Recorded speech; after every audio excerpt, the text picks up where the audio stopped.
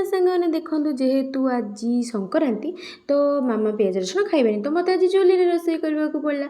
ଯେହେତୁ ଆଳୁଦମ କରିବା ଥିଲା ତ ମୁଁ ଆଳୁକୁ ଭଲସେ ଭାଜିଦେଲି। ତାପରେ କଢ଼େଇ ବସେଇକି ଜିରା ସୋରିଷ ତେଲ କଞ୍ଚାମରିଚ ପିଆଜ ପକେଇ ଭଲସେ ଭାଜିଦେଲି।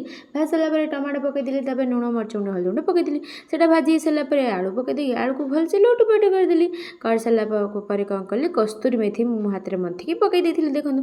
ତାପରେ କ'ଣ କରିଥିଲି ଟିକେ ଖଟା ଆସିବ ବୋଲି ଚାଟ୍ ମସଲା ପକେଇ ଦେଇଥିଲି। ସେଇଟା ଭଲସେ ଦେଖନ୍ତୁ ହେଇଗଲା ପରେ ଫ୍ରାଏଡ଼୍ ରାଇସ୍ ବନେଇଲି ଦେଖନ୍ତୁ। ଯେହେତୁ ମୋ ସାନ ଭଉଣୀ ଖାଇବ ତ ଫ୍ରାଏଡ଼୍ ରାଇସ୍ ବନେଇଦେଲି ଦେଖନ୍ତୁ।